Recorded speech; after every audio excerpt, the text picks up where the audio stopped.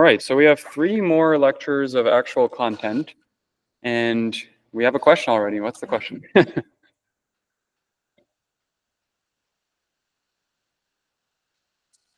Yeah, so I'm gonna kind of do that, I guess, because it's like naturally we're gonna need to remember what we did to understand what we're doing today. Otherwise, we're gonna be kind of in an unfortunate place.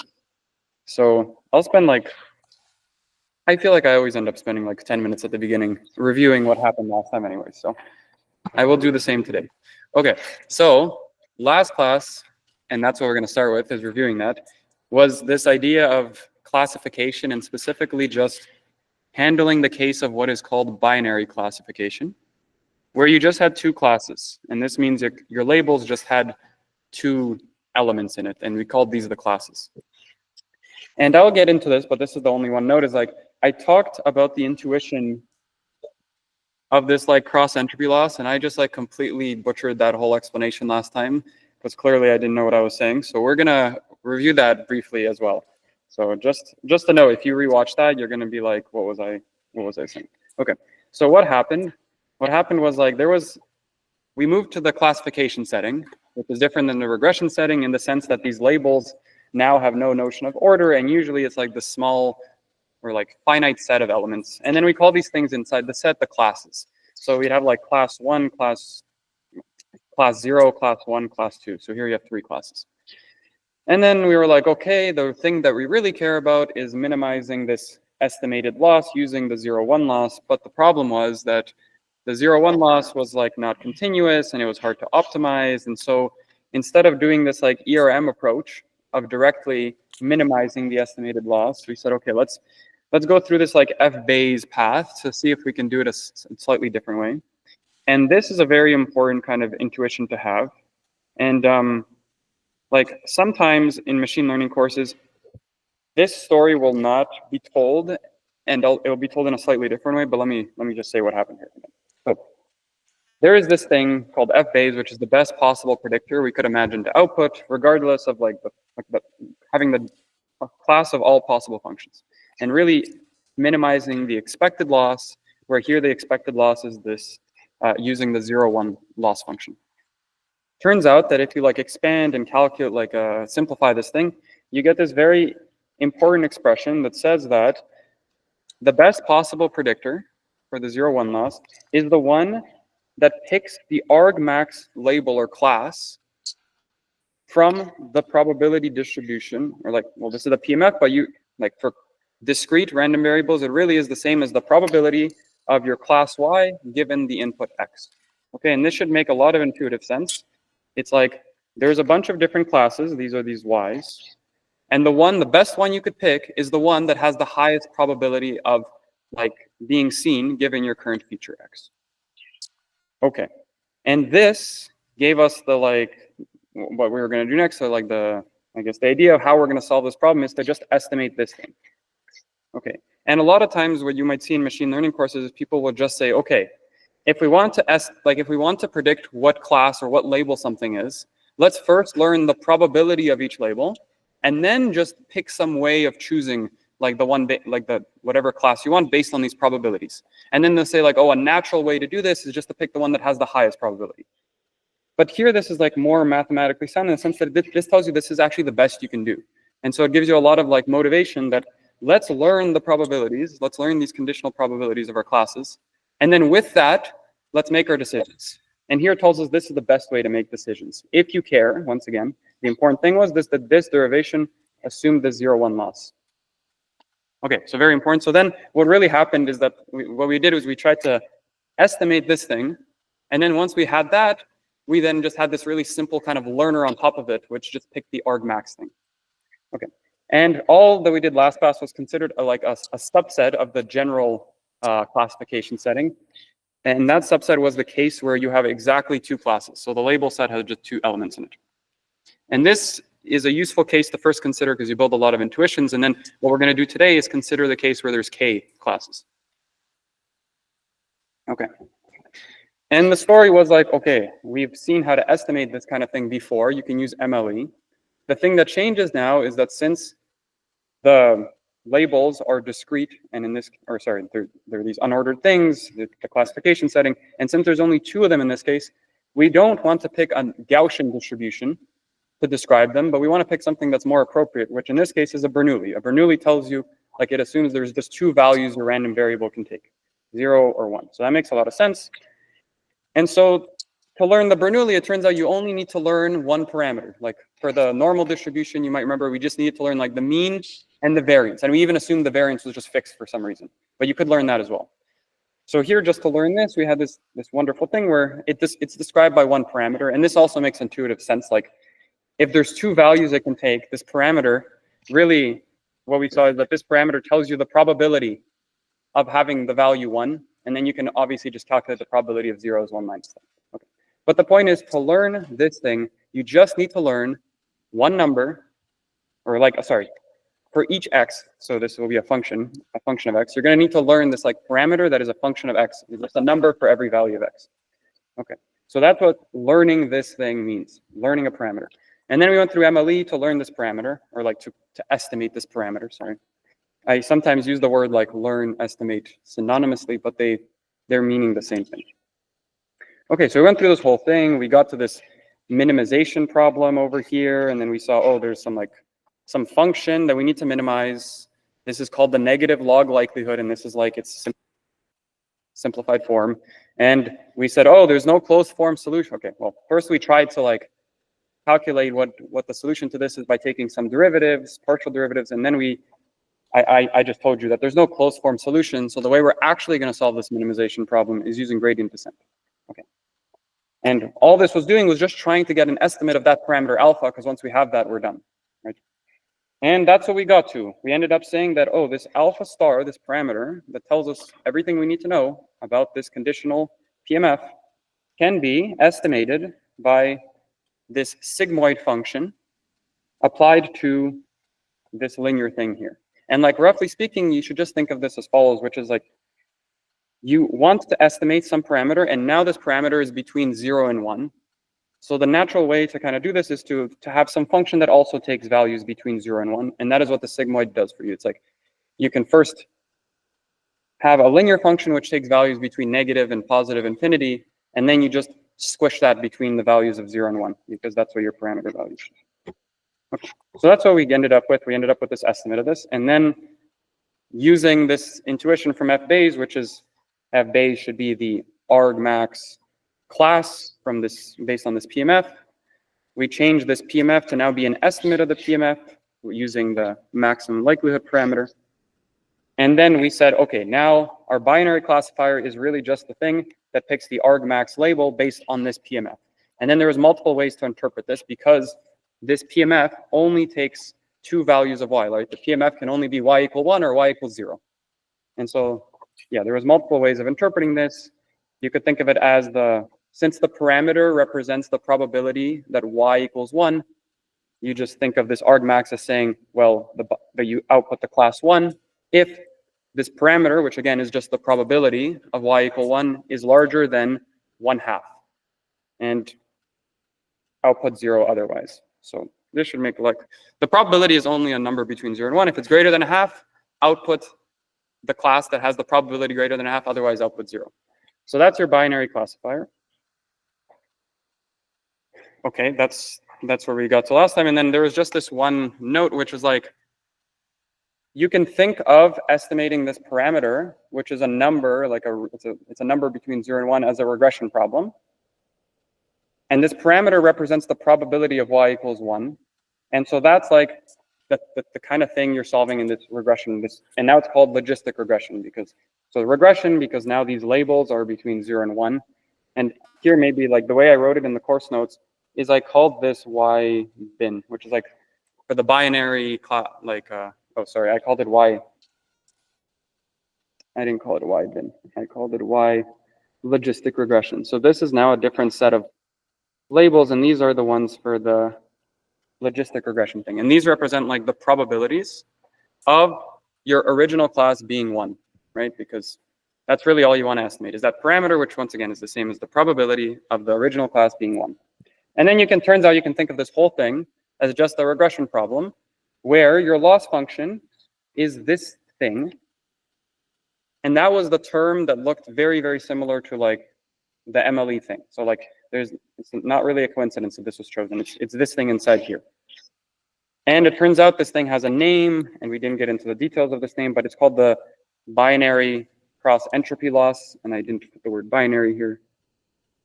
But this is like the binary cross entropy loss, and then if you plug this in to the estimated loss function and try to do ERM, what you find is that the problem you're solving with ERM, which was like minimizing this thing, it turns out to be exactly the same thing that Emily was solving. And we saw the same thing with linear regression kind of before too. For when you try to estimate the mean of the normal distribution, you could actually just think of that as like a linear regression problem as well. Okay, so that was the story of the logistic regression stuff. And I don't know if I want to review anything else. Yeah.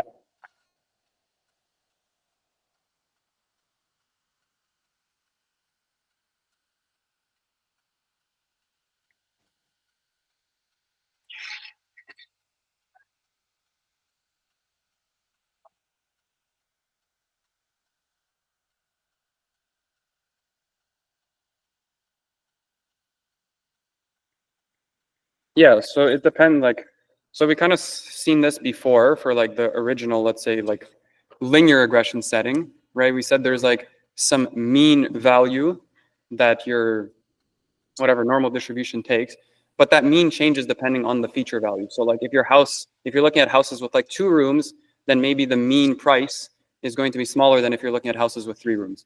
And in this case, it might be like, I don't know, this might be like a patient's age or something, and then you're trying to predict if they have some illness or not. Depending on the patient's age, the probability, which is what this parameter represents, of them having the illness, which would be like y equals 1, would change. So that's what it's saying. But at each age, there's like some probability of a patient, let's say, having some disease. And maybe as they get older, that parameter should then increase. So that's why there's this dependence. Yeah, so we've seen this before as well, where the mean of the normal distribution for the linear regression setting, when we used MLE, also depended on x. But there, it just had this like, it just looked like this. So that's just a function of x. But there, we really outputted values between negative and positive infinity, because that was like a possible output. But now we just squish it between 0 and 1. Yeah. Okay. So if that's no questions about this guy, what we're going to do next is we're now going to move from like this binary classification thing to now what is called the multi-class classification, where now your set of labels is larger and you have more than just 2. And that's where we are here. Okay. So yeah, like almost the exact same slide as we just saw, except now the set of labels has k values, and we call these the k classes. And it's typical to start from indexing 0 here till k minus 1. But notice that this is really k objects in here because we started from 0. Okay, and so everything is the same like when we start here, which is like we're going to use MLE. Okay, so the important thing to remember is that we want, maybe I copy and, okay, I can copy and paste that in to make it very clear. So like the thing we want to do is get this guy. And this was not only for the binary classification case, right? This was for the general case. So yeah, we care about this. Maybe I make it in blue. And like, we just need this guy. And I don't know why I can't draw. Okay, 1 second. The only solution I know to this is to close notability. Okay, yeah, so we want an estimate of this PMF. And like, this is not specific to the binary classification case. Like y could have multiple classes, which it does here. Okay, so this is like our motivation. Estimate this. And we're going to use MLE again. And the only thing that's going to change now is our assumption on what is the distribution of y given x. Before we assumed it was a Bernoulli, but clearly Bernoulli is not going to cut it anymore because we have more than one label, or sorry, more than 2 values of the label. It's not just 1 or 0. And so we're going to have to use a distribution we actually didn't cover in class before, but it will not be that complicated, I hope. It's just like the most natural extension from the Bernoulli to multiple values something can take. And this distribution is called a categorical. How do you call this? Okay. Categorical distribution. And now, since we have multiple values of y, we're going to have like a parameter that is basically going to be the exactly the probability of each one of those classes occurring. Okay, so this is just a generalization of the Bernoulli, and it's written like this. So you'd have now an alpha star 0, which is like the probability of y equals 0, and I'll write this out a little more explicitly in a second. And so you're going to have multiple parameters. Each parameter, once again, describing the probability of the corresponding subscript here, of the corresponding class. So that should make some sense. Okay. And like I can kind of describe this distribution through its PMF, and this is what I meant. So the PMF for y equals 0, conditioned on this x. Well, let's just do it for some x. Well, that's just exactly equal to alpha star. Okay. And this goes on till k minus 1. So hopefully this is enough for you to understand how this distribution works without getting into all the details. So that's what it looks like. It's just these parameters just tell you the probabilities. If you have the probability of every single value y can take, you basically have a perfect, like you have the description perfectly of the distribution. Okay, and there's one more property that this satisfies for it to be a distribution, which is that, of course, the sum from, and here I use index y. Okay, I'll use the index q. So I'm going to use q till k minus 1 of these parameters is going to have to equal to 1, right? So you sum up all the probabilities, you get the probability of 1. Okay, and so now the next step is also pretty kind of straightforward, which is, guess what? What do we use MLE for? We use, like, with MLE, we're going to try to estimate the parameters of the distribution. And I think we've seen this before in one of the assignments or the midterm or something, which is when you had the normal distribution, there was 2 parameters. There was like the mean and the variance. And you could estimate just the mean and fix the variance, which we did in class. Or you could estimate both of them. So you'd have 2 parameters you're estimating, right? And you can do this. And the way you will do this is now you're going to have a different function for each parameter. Okay, so far we've always been using like this linear function or this sigmoid applied to a linear function for a single parameter we were trying to estimate. Now we're going to have k parameters. Okay, and so what's going to happen is you're going to have like a different set of weights, or a different, like you're going to have a different function, which each function is going to be based on a set of weights that are going to be used to estimate each one of the parameters. Okay, and once again, these parameters are all between 0 and 1. Okay, and so you might think, okay, I'll like have one function to estimate each thing, and I'll just apply the sigmoid to that linear function to squeeze it between 0 and 1. And that's actually possible. Like you can do that, and you will get like solution. But there's one like property that's not so great about that, which I'm not going to get into too much detail, which is if you sum up all of these values, you might not get something that sums to 1. Okay, so this property might not be satisfied, but maybe that's still okay, depending on the thing. So we're not going to talk about that. So we're going to use a different function which ensures this property as well. Okay, and so now I just tell you what what this is. So there is this function called the softmax function, which is going to ensure that the sum of all of these parameters actually does equal 1. So we have the softmax function, and I'm going to use the same symbol for it, which is the sigma. However, the softmax is always going to take as input a vector, and so from the input you should know if it's a softmax or if it's a sigmoid. So vector input, and you should really think, okay, so it takes this vector input, and what it's going to do is it's going to output a vector of probabilities, each probability corresponding to like one of these things. It's going to look like this, and I'm going to put a subscript to say this is like the first or the 0th index of this vector up to the k minus 1th index. Okay, so what we have here is some function. I'm going to define what the sigma subscript thing is in a second. But we have some function that outputs values between 0 and 1 to the k. So it outputs basically k probabilities, a vector of k probabilities. Okay. So that's what this function looks like. Now I need to define each one of these terms, and each one of these terms has this form, which is the sigma of y for some input, and I'm going to write the input, like I'm going to expand out the vector so it's more clear. Each one of these z vectors, I'm going to write a z0 up to zk minus 1. And this is defined as the exponential function evaluated at zy. So that's what this subscript indicates. It tells you which vector do I, or like which z value do I pick out here, divided by the sum of all the exponentials.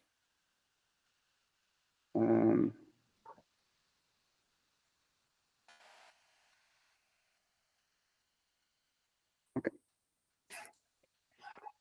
So really you should think of it like this, as this thing tells you which z do I pick out. That z has a corresponding like value. You pass it through the exponential function. You get a positive number. That's the important part of really this exponential function. And then all you do is you do what is called normalize, which is you divide by the sum of all the exponentials. Okay, so you can think of this as like telling you some like unnormalized probability or like some whatever. And then when you divide this, you actually get something that is a probability. So you're always going to get a number between 0 and 1 here.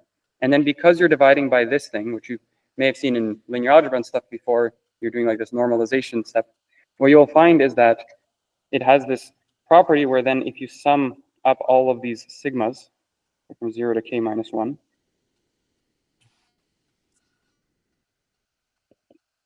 okay, here I just pass in the vector, this thing will actually equal to 1. And you can just like show that by saying, because you'll notice the numerator then becomes the exact same thing as the denominator, and that equals to 1. So that's what we get now. We have this function called the softmax, which has this property of summing to 1, and each of the corresponding elements of this vector is representing a number between 0 and 1, which you should think of as the probability of the corresponding index. Okay, so the point of all this is now what we're going to do is we're going to assume that this PMF of y given x, okay, is described, so for the like the label or the class y, it's equal to this sigma of y function.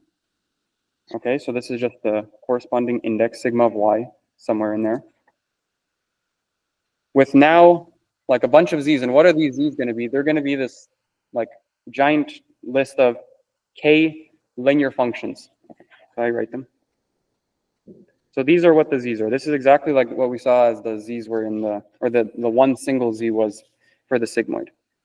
So we're going to have this giant list or vector of these linear functions. Okay. So yeah, so this is what like the z values are. So now what we have is actually k different weights, and each one of these weights is itself a vector of size d plus 1, right? So every one of these guys is an element of r d plus 1. Okay, so what's changed from the binary classification to this setting, and this is like kind of the most important stuff, is that instead of just having a single weight vector, which was all we needed was one weight vector in the binary classification case to estimate a single parameter for the Bernoulli, we now have k parameters.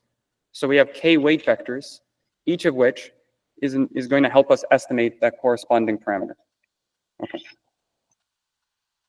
So once we have this, we've now solved the like MLE problem. So is there any questions about that? Because what we're going to do next is now like plug this in as the negative log likelihood thing, and then take the argmin and do some derivatives and then solve things. Yeah.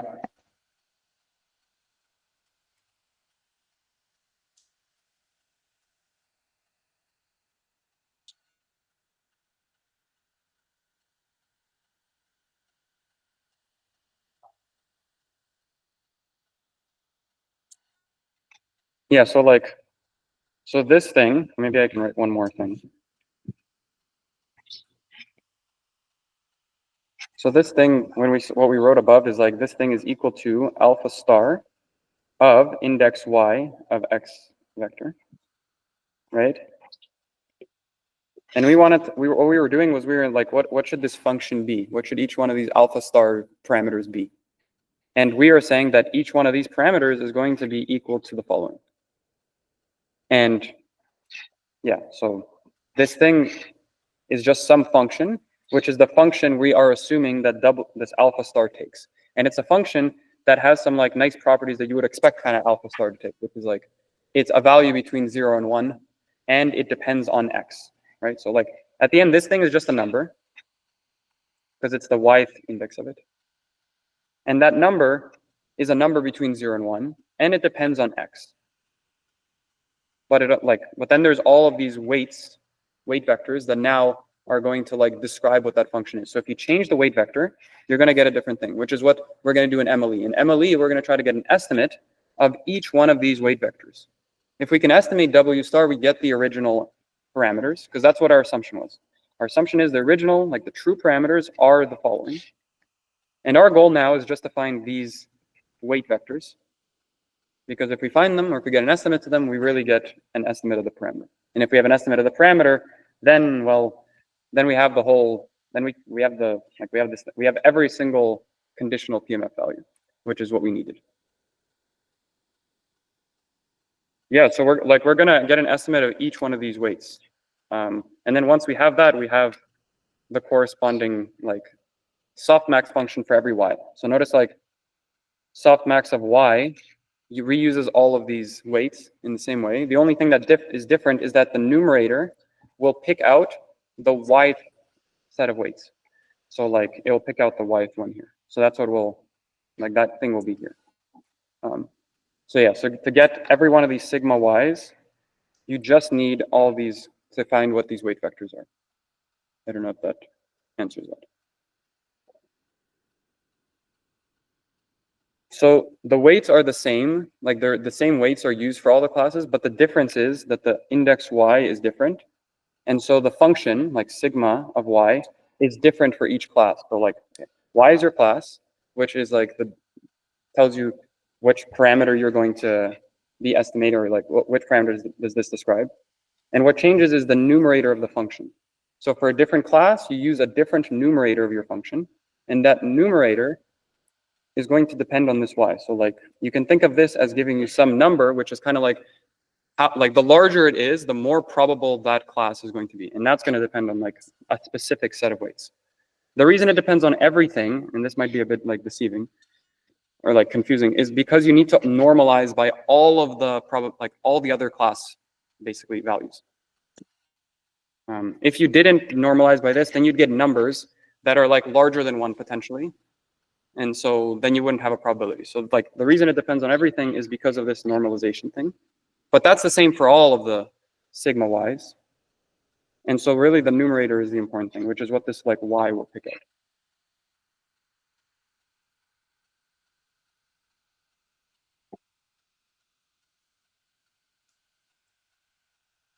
And then there was one quick question, which was like, how can we do this argmax for f days or something like this? But if we're not given it, I'm not really sure what the question is, but like if you know this function, and this function will be like since y is this like finite set of things, it's like k objects, you can just take this argmax by simply just iterating over all k objects and just calculate it.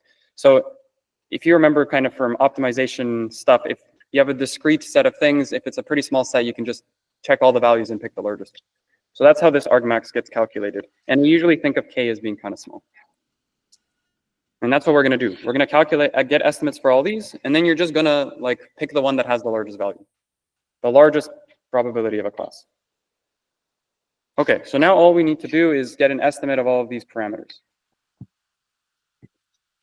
Okay, so we're going to do that with MLE, and we're going to end up now with a solution that's a bunch of weight vectors instead of just one. So we're going to calculate WMLE 0, which is going to represent our estimate of this, up to the MLE weight vector k minus 1. And the way we're going to do this is we're going to optimize over k weight vectors. So we're going to have the following minimization. So I've already changed like the likelihood function to be the negative, and the log has been applied. So I'm going to do all that in just a step. But the thing you're minimizing is now going to be over k weight vectors. So you have W0 up to WK minus 1. And notice these are all vectors. So these are all elements of each one of these elements of RD plus 1. And we're trying to minimize the negative log likelihood. And that is the following function. This sum came from the fact that we applied the log and the things were IID and so on, so that we could change the product to the sum. All the steps we've seen before of things. And the thing you get is this conditional PMF of yi given xi. And before we would write here w. There would just be like a w vector. This is what we have always seen. But now this guy here, this conditional PMF is going to depend on all of the parameters, or sorry, all of the weight vectors. So, okay, one thing to note is I'm going to try to be very careful in this class and call these things the parameters of the distribution. And I'm not going to use the word parameter for these vectors. I'm going to call them the weight vectors. And this is just because like technically they're both like parameters for different things, and I don't want to overload the wording. So this is the parameters of the distribution, the categorical distribution. And these are going to be the weight vectors. Okay. So we're going to try to get estimates of these weight vectors. Anyways, this PMF is now going to depend on all of these weight vectors. So I'm going to have to put W all the way up to W K minus 1. And this is, of course, through the fact that like this thing, as we saw above, is exactly like we assume it's this type of function. So that's what we're going to do in the next step. We just like plug in the definition of this thing. This is what we've been always doing for MLE. We get to this point and then we say, okay, we had an assumption on this guy. And since we had an assumption, we can actually plug in what that like function is. And once we have that function, then we solve the optimization. So that's what the next step is. So all this should be familiar, which is now we're going to replace this thing with simply, the sigmoid, or sorry, the softmax, this thing here, right? Just our assumption of what the conditional PMF is. And what's changing is now this index is going to be yi. It's like the label you have in your data set. Okay, that should make sense. Now what's the next step? The next step is to plug in what the definition of this function is. That's like this thing here. And then we're going to expand that. So let's do that.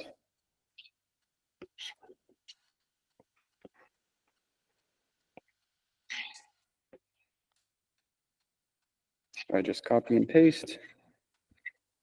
And of course, the z's are now replaced with the corresponding linear functions, right?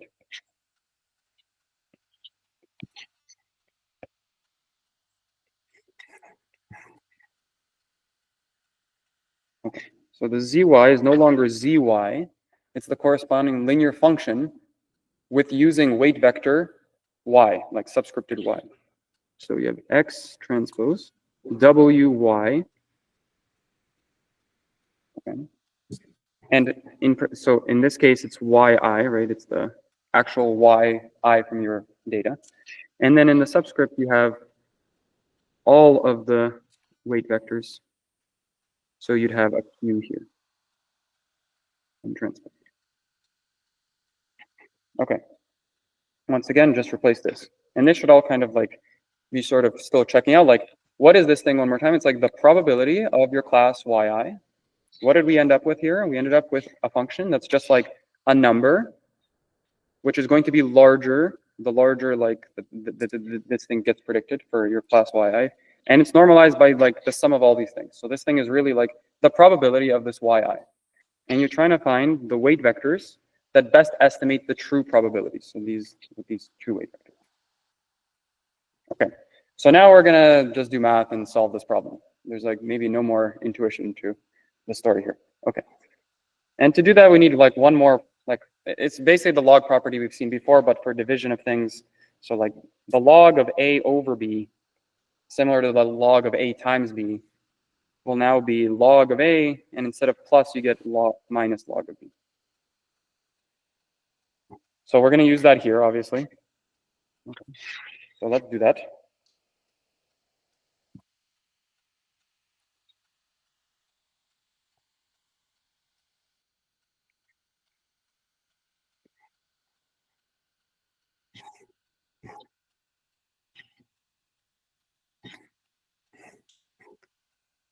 This guy.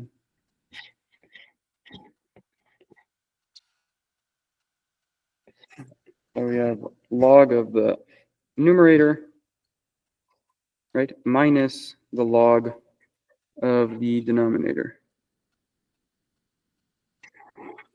Okay. So that is our expression. And it turns out we're not actually going, like, this, not really that useful to, okay. I guess we can simplify one more thing, which notice you have the log applied to the exponential function. That just cancels out, so you don't need any of that. Okay, great. So we end up with the following expression. And now we're just going to solve, like, now we're going to try to solve this minimization problem. So we're going to call this thing, as we've seen before, we're going to give it a name. I'm going to call this thing like some g function, which is the thing we're going to try to minimize by taking derivatives and so on. This thing is now not just a function of one weight vector, it's a function of all the weight vectors. So W0 up to WK minus 1. And we're going to have to take basically the partial derivative of every single weight vector's corresponding like element or index as well. So it's going to be a little bit funky and complicated, I guess, but we'll get through it. Okay, so we want to minimize this thing, and I may be jumping a little bit ahead of myself because I'm saying we're going to take these derivatives and stuff. But before doing any of that, there's one thing you should once again always remember is you should you're only going to get to the actual minimizer if things are convex.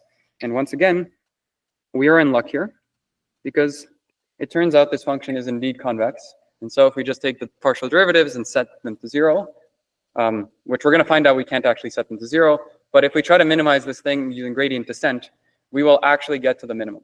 Okay, so that's what this convexity thing ensures. And so we're like, it makes sense to take derivatives and then try to minimize with them.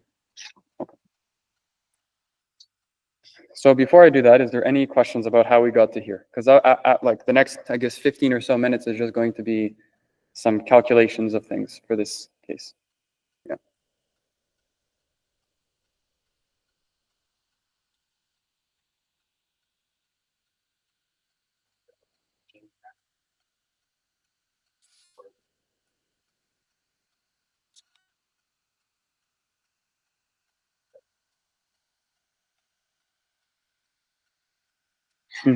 Yeah. So the question kind of is like, what's up with this wording of parameter and then weight vector and what's happening and so on. So there's a distribution, right? This categorical distribution, which describes the labels y given x.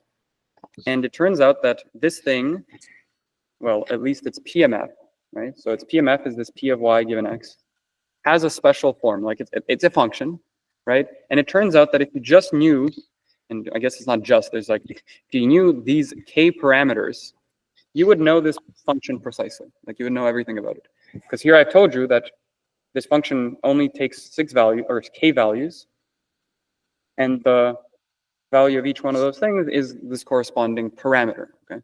So once again, the way you should think of this here is that you want to learn this PMF for the corresponding distribution. And if you just learn all these parameters, you then will learn the PMF. In the normal distribution case, this was a lot simpler because there, it turns out that if you want to learn the PDF of y given x, and y can take infinitely many values, you just needed to learn one number, which was the mean. And if you fix the variance to say 1, and that'll immediately give you the function for this, like, for its PDF. In this case, you need to learn a lot more parameters, but the idea is the same here. Is like, you need to learn these parameters to know this PMF. Okay. And then the question is like, how are you going to learn or estimate what these things are? And this is where you're making an assumption now. So these parameters are themselves functions of x because they're going to change as x changes. This is like the thing you're conditioning on is changing. This distribution is changing if you change the feature vector. Okay. So once again, like you did assume that this is some distribution, but this distribution is actually changing if you change the corresponding input features.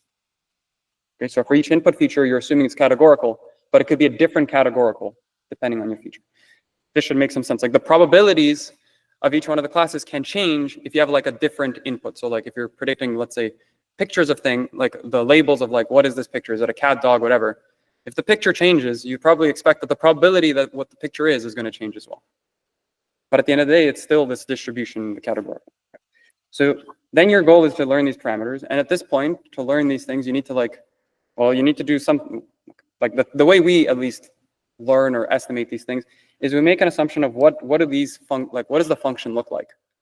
And our assumption, and this is like kind of for optimization reasons, is that we're going to assume that this thing is a function that depends on some parameter, or okay, so now this is why I called it parameter before, maybe I'll say it's like some parameter W, like a W vector. And I said, okay, like if we learn before, like this is what we've been seeing in this course, is like the reason to say that this function is just dependent on this parameter or weight vector W is because then you can think of solving your problems and optimizing and stuff as just optimizing over these weight vectors instead of over functions. And so that's like where the, I guess, mix up is. So you need to make an assumption on what this thing looks like. The assumption is that it's going to be some function that depends on like parameters or weight vectors W. And the reason to do that is because then later we can like optimize over these things or find the right things. So at the end, like the weight vectors or parameter vectors W can be called weight vectors or parameter vectors or whatnot. But yeah, those are the true things you're trying to learn. Through them, you get estimates of these other parameters, which are like the parameters of the distribution, and then those describe your PMF. So that's a bit of a, maybe a bit of a long story, but yeah, they're just like two separate things, kind of. One is used to estimate one another.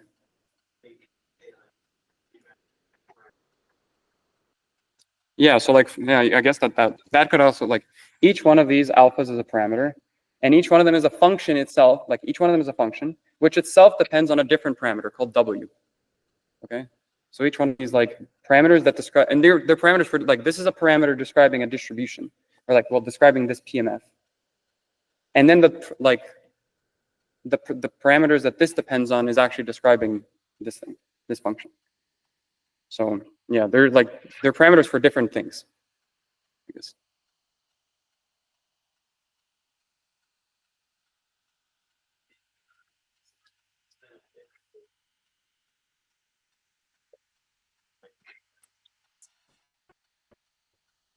Sorry, so the question was to explain this.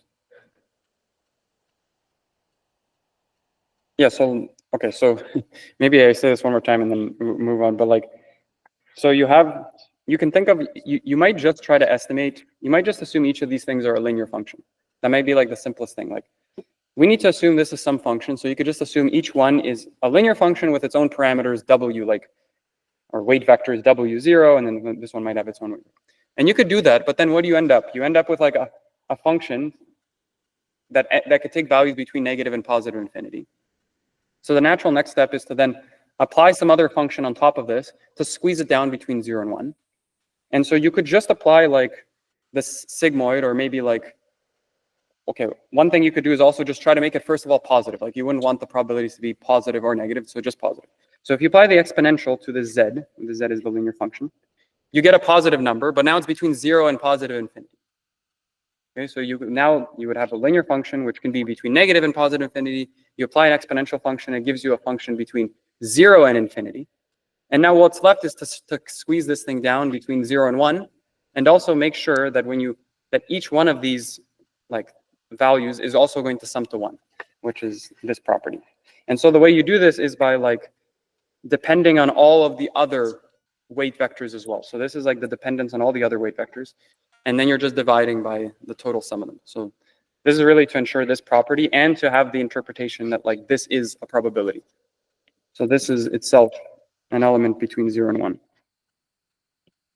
Okay. But maybe that's just worth playing around with, like with this function and so on. Yeah. Okay. Let's maybe move on. And to answer one question was like, someone was asking, how do I know this is convex? And this, I'm just telling you, it's not that easy. Like, it's actually very complicated to calculate this. It's a multi-dimensional function. So I'm just telling you, I think I said in class that like when things are not one-dimensional, I just tell you. But yeah, Okay. So let's work out this derivative now. Okay, so we're going to want the partial derivative of this g function, and that's going to be a bit of a long story. And to do that, I'm going to define some terms. And here are the terms, which are, okay, I want to see one.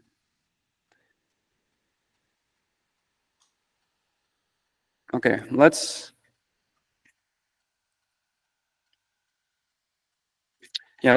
go through it. I think I'm just trying to decide whether it's worth spending all the time going through these steps, but let's go through the steps. Okay, so I'm going to define some, yeah, let's go through it. Okay, so I'm going to define some functions. So you have this ui q guy, which is just going to be this, we've seen this before kind of, but it's just this linear function here. I stands for like the index of this guy, and q stands for the weight vector, or the weight vector you're picking out. So we've seen this kind of like naming before. There's going to be another term called viq, which is equal to the exponential function applied on uiq. Why am I defining these terms? Because they're inside this function, and I'm going to do all these like chain rules. So here's one. This is like the uiq. This exponential applied to that is going to be like this viq thing. There's going to be another function, which is this sum of the exponentials called ri. And you could probably define like other terms to work this out. But these are the ones I chose. Yeah. Okay. So we have this whole thing. And one thing to note is like I'm using this convention, which is like for some weight vector w subscript y, I'm indexing it as follows, which is wy0 is the first element up to w y d. Okay, so it hasn't been used yet, but this is important to see how I'm doing this because right now I'm going to take the partial I'm going to want the partial derivative with respect to each one of these elements. Okay, and it becomes a little trickier because we have like capital K actual weight vectors. Okay, so this is what I want now. I want the partial derivative of g with respect to, and before we would always see like wj, but now we need to pick out the weight vector itself, so y weight vector, and then the jth element of that weight vector. Okay. So this partial derivative is going to be a little bit more complicated. And this thing, of course, is like, okay, so this thing's going to be this function of all of the weight vectors, potentially. Okay, and what is this thing equal to? So it's going to be equal to like doing a bunch of different chain rules, but so first of all, the partial derivative expands into the sum, right? So we've seen this before, so I write that. So we have the sum I equal 1 to n. Now you apply the partial derivative on the first term, but that's just the partial derivative of ui, yi subscript of wyj. And then it's the negative, and then, okay, there's this log thing. And I haven't defined the log function, but I was supposed to. So this whole thing, I'm going to call one more function, which is called hi. Yeah, just hi. This is one more thing. Okay. So now we can do a bunch of chain rules here.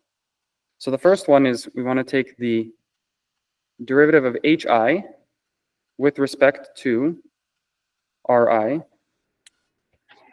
Ri is just the inner term. Right? Okay. Then we're going to, we can like then we have like the derivative of ri, but like we can expand the derivative in through all the sums again. And so then inside you're going to have this sum q0 k minus 1 of the derivative of this thing, well, that's viq with respect to the inner term, which is uiq.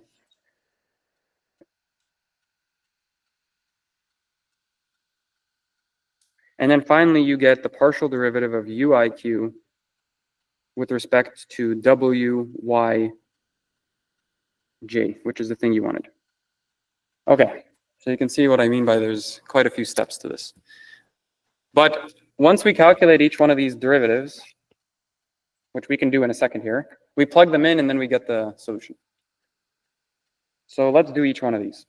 So the first one we're going to do is this HI guy.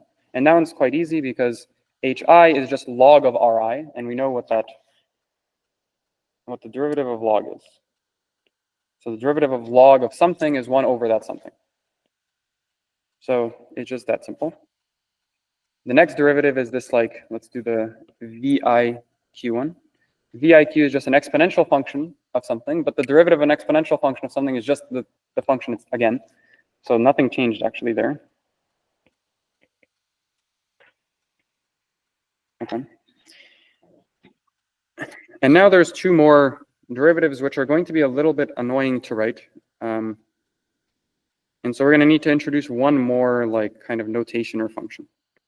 And so first I write it in this kind of messy way, but it's not going to be the one we want to actually use for this. Okay, I'm just going to write this out and explain in a second.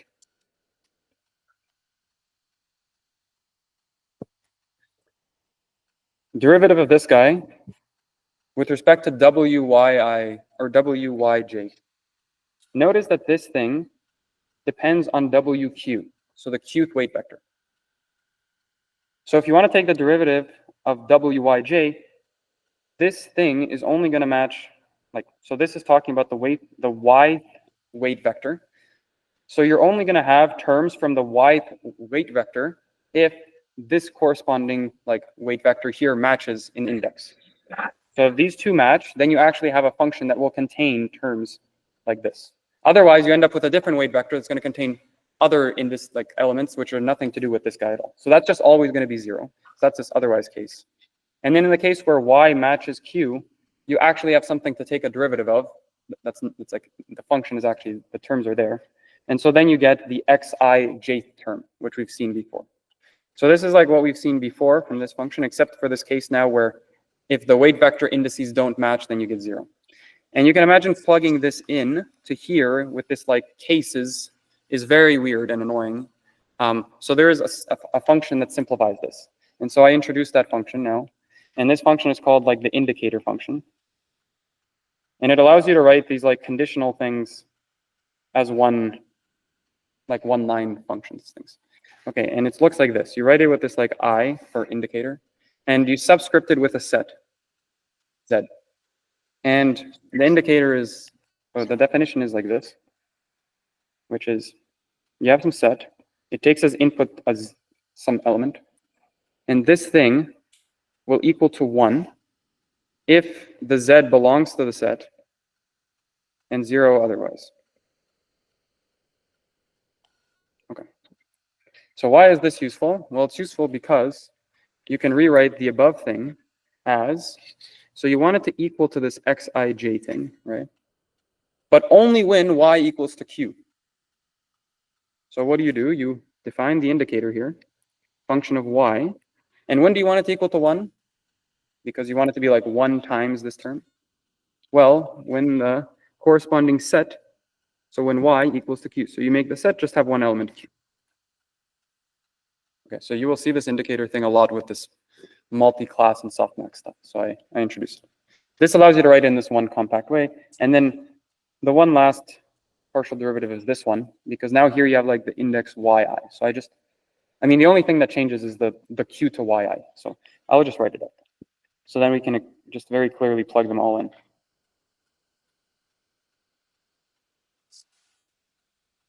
Okay, and so this thing is just going to be the indicator of now, so it's the indicator of y, but when it equals what? Not q, but now yi. So you put yi in the subscript. And then what do you want it to equal? Well, it's going to equal to this xij thing. Okay, so we have all the all the derivatives. Now we just need to plug it in and see what we get, and then we're done actually. So let us do that. So we continue with this term and just plug things in.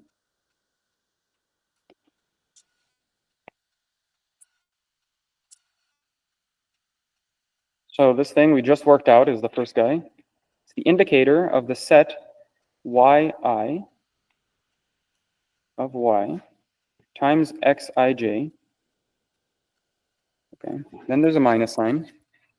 And now we need like the hi guy. This is pretty easy. It's 1 over ri.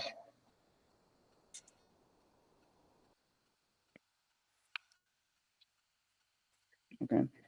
Then you have, what's next? So you have the sum. So the sum stays. Okay. What's inside the sum? Well, the derivative of VIQ with respect to UIQ, we worked that out. Oh, that's not correct. We need some partial derivatives, or some derivatives here. Whoops. So you have D of VIQ with respect to UIQ, of course. Okay. Yeah. That's what that thing is, right? Just the derivative of the exponential function is the exponential function. So let's plug that in. That's inside the sum, right? So that would be the exponential function of UIQ. And maybe I just plug in, because it'll help you, what the definition of UIQ is.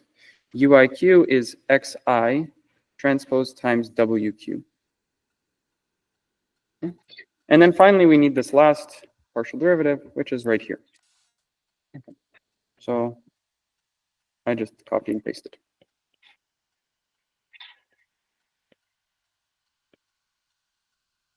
Okay. So I make it even more explicit by noting that this sum is really applying to everything, right? There's like a Q in here, there's a Q in here. Okay, this thing can technically come out of the sum, but yeah. Okay, so we get this thing. And now it turns out that this can be simplified in a very nice way, and then you get a very cool expression, I guess. So what is the simplification? Well, you look at what's going on here. So this is like, the thing to understand is what's the indicator doing. The indicator, when is it 1? It's only 1 when y equals to q. But here you're summing over a bunch of different q values. So when, let's say y is like 3. So for q equals 0, this thing's 0 and everything's 0. When q is equal to 1, this thing's still 0. When q is equal to 2, it's still 0. Finally, when q equals y, which would be 3 here, then you get a 1 here. And then so you're left with this times this. And then when you move on to q larger q's, you once again get zeros. So this whole thing, the sum can go away, and you can remove this, and you can just replace q here with y. Okay. And then you find out that this function is very familiar to what we started with. Okay, so I remove it like this. So this thing goes away. These brackets obviously go away. This sum goes away. And we have this 1 over ri, and I'm going to replace what ri is in a second. So this whole thing is going to be the numerator. And remember, the denominator was ri, right? But what is ri? Ri is this thing, right? So let's take it and plug it in.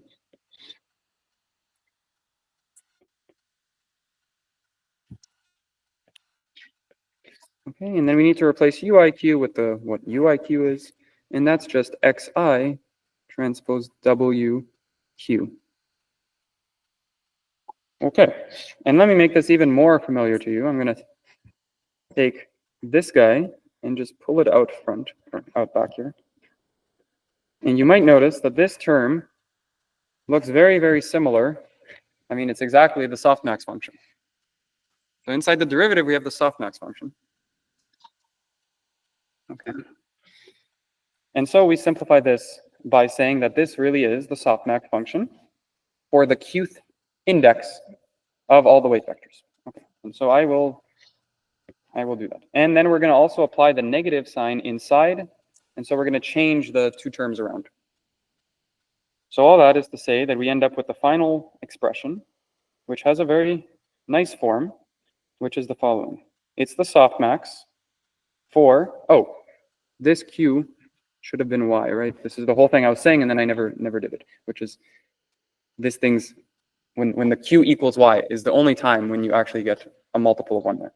Okay. Oh, and one more thing, which is like, of course, yeah. No, this is all fine. Okay. So yeah, so it picks out the y. So this y corresponds to this y, and this softmax is just from the definition. And then this whole thing is, of course, a function of all of these xi transpose w0 up to xi transpose wk minus 1 terms. Okay, that's just matching. There's going to be an xij, but since there's an xij here, I'm going to pull it outside of both of these in a second. Then you have minus the indicator function of yi, right, of y.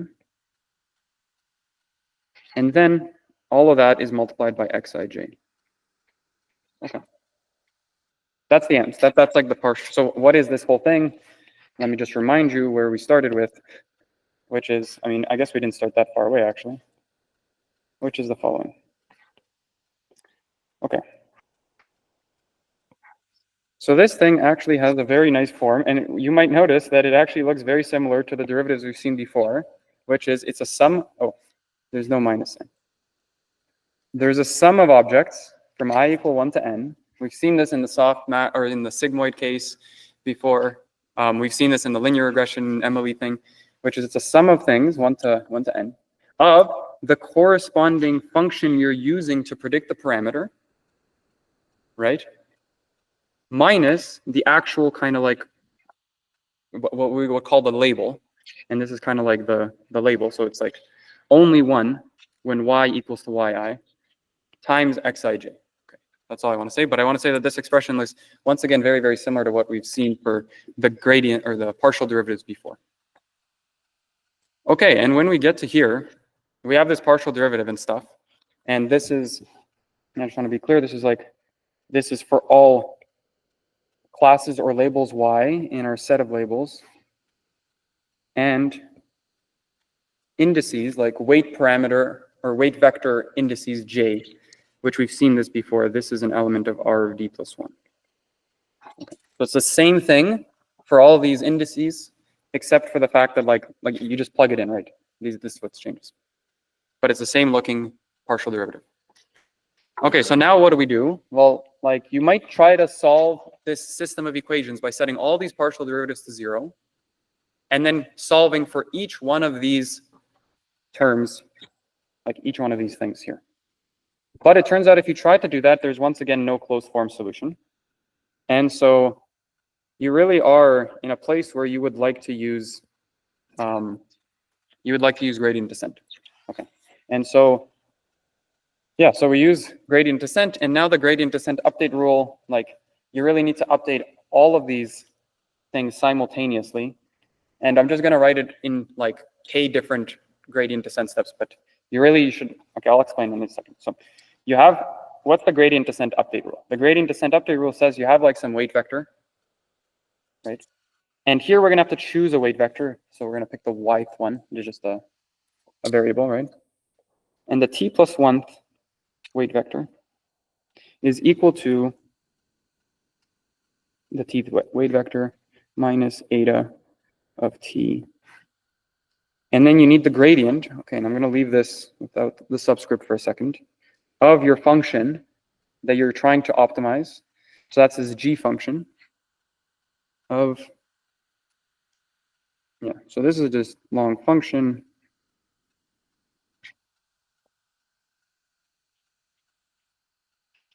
Okay. But now what is the gradient of this thing that, like in terms of what? Like you have this thing and you have this, like before, okay, let me say. Before this g function was always just a function of one vector. Now we have a function of multiple vectors. So what you can do is you can hold all the other vectors constant and then just take the gradient with respect to one of these things. And so that's usually written as follows, which is like, you would write something like wy. So you take the gradient, which would be like write the vector of all the partial derivatives for this vector only and hold all the other ones constant. And so then you have this update rule for all y in this thing. Okay, so that's your update rule. And okay, the one, I guess I actually, in the notes, I write what the gradient is. So this gradient looking term is as you would expect. It's just this like vector of all the partial derivatives, but only for the weight vector wy. So it's like the partial derivative of g with respect to wy0 up to wy d. And that's, as we've always seen, is an element of d plus 1, or d plus 1. Okay, so that's like this gradient update thing. And what you want to do is you want to update all of these wyj's. So you want to take a step for all of them. So you would do this for all y's at each epoch, or like at each iteration t. So like when you're at some iteration t, you update all of the parameters. So like for y equals 0 or 1 or 0, 1, 2, 3 up to k minus 1. And then you move on to the next epoch. What you shouldn't be doing is updating. So like you should not fix y to like, let's say 0, and then update it for capital T epochs, and then fix y to 1, and then update it for T epochs, and so on. And that's like kind of stemming from this, the fact that when you're trying to solve this like minimization problem with gradient descent, you want to update all of the parameter, or like all the weight vectors that the function is dependent on at once, and then take a step, and so on and so on. And here you could technically write this thing as like a giant single vector of length k minus 1, or sorry, of length k times d plus 1. But no one ever really writes that. But that maybe is kind of like gives some intuition for why you do the step for all the y's and then move on to the next iteration. You could technically think, like you could think of this whole thing that we've been doing as you have one weight vector, which is just like the concatenation of all k weight vectors, and then do everything and take the gradient with that and so on. So, okay, that's just like to maybe unify some notations. Okay, where did we get with all of this? Like this whole goal, we were trying to predict classes, these multiple classes, and like what did we get to? Well, what we got to is we got to an estimate. So this whole thing will give us an estimate of these parameters here. Okay, so like this is what we wanted. We wanted these guys because these guys will give us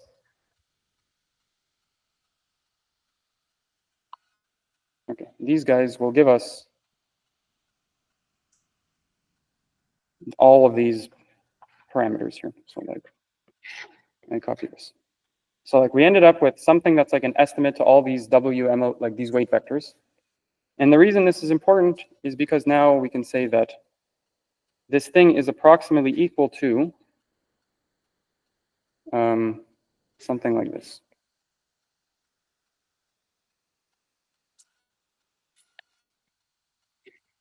So each one of these parameters for the categorical distribution is approximately equal to every one of these MLE parameters, or like the softmax applied to it.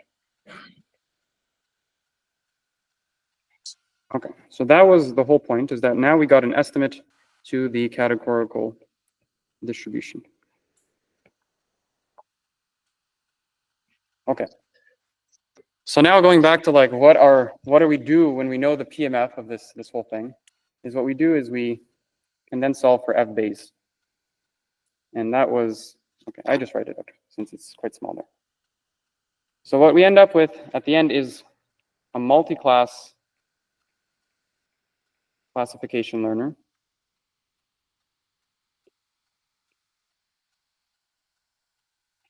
This learner does as we had expected basically from the beginning, which is that it's going to take in some data set. It's going to output some multi-class classification predictor. This thing's going to predict what class, right, you have given a feature. How is it going to do this?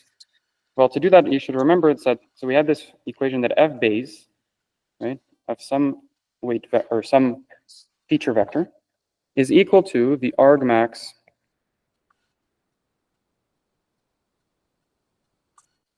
label of the PMF of y given x. And now we have an estimate of p of y given x. And so we just use that estimate to get an estimate of f base. And so like, what is that estimate? That estimate is this MLE kind of solution. So it has all these parameters.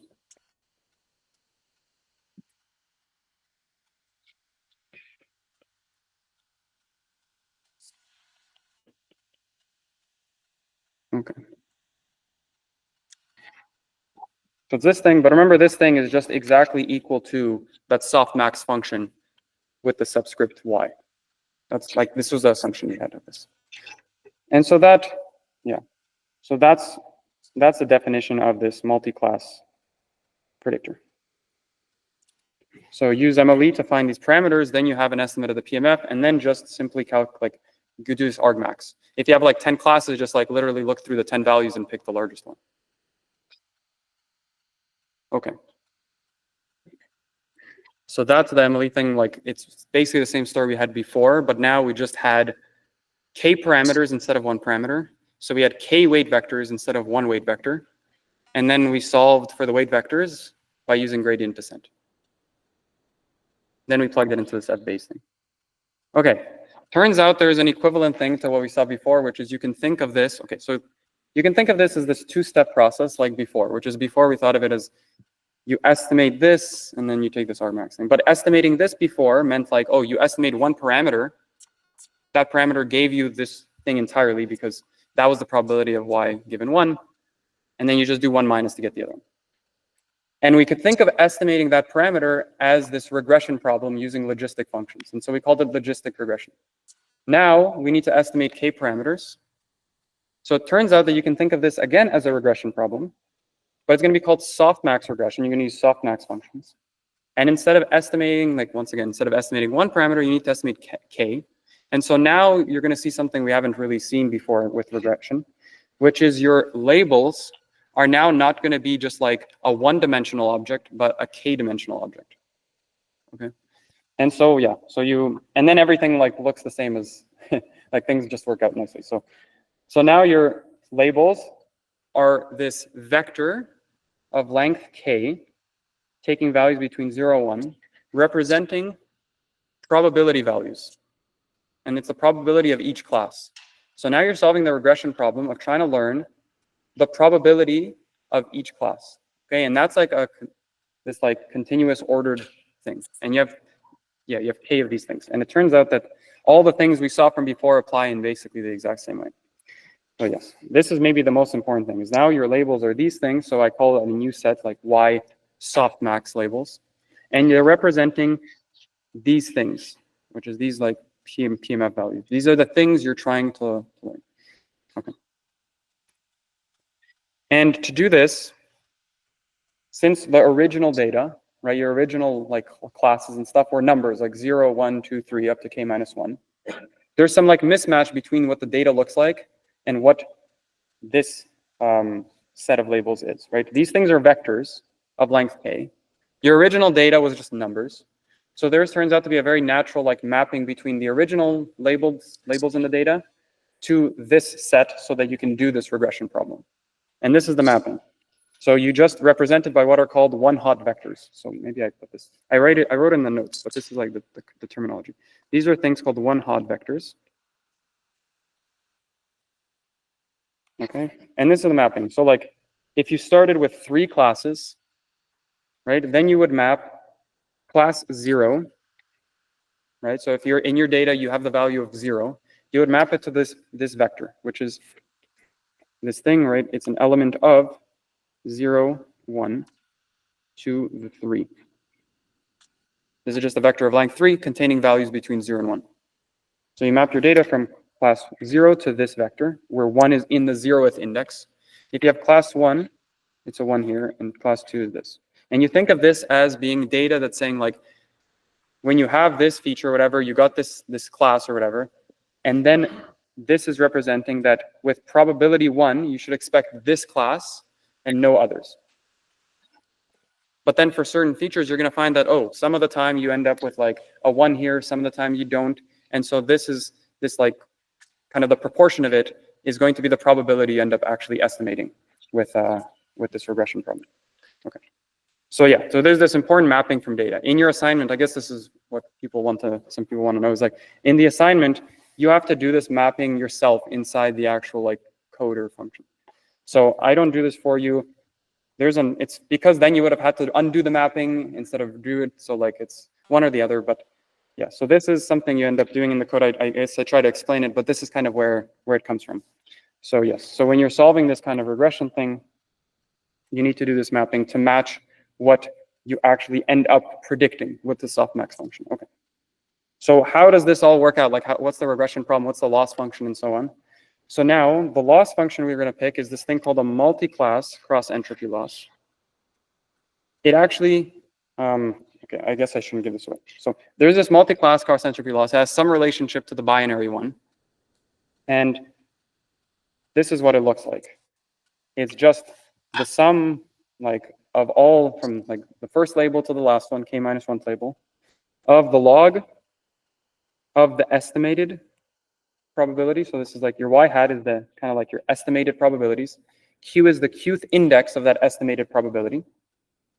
Right, so you get the log of this, and then you multiply it by the corresponding true kind of label for the true data. So this y is now a vector. It's the true label, which is like these kind of looking things. And then you pick out the qth index. So notice how this thing will actually only equal to 1 for only one of the q's, and that's going to be the one where this one corresponds to. Anyways, this cross entropy loss is chosen for a very specific reason. It's because it ends up matching what we saw with that negative log likelihood thing in MLE. And you can, like, yeah, okay. So I'll explain that in one more second. So that's the loss you're going to pick. It's kind of maybe seems like it came out of the air or out of nowhere, but we're going to see how it matches things. And then the function class you're going to pick is now things that map to k-dimensional vectors. These are the probabilities. And they're going to have the form of a softmax function. So remember, the softmax maps to k, a vector of length k, which are representing probabilities. Hence why it's called softmax regression. And then to finish things, you end up with having the ERM learner. And what you find is that it actually is the exact same thing as what we were doing with the MLE stuff again. So there's this nice interpretation of this like ERM problem as this. Okay. So yeah, to finish this, F ERM, this predictor,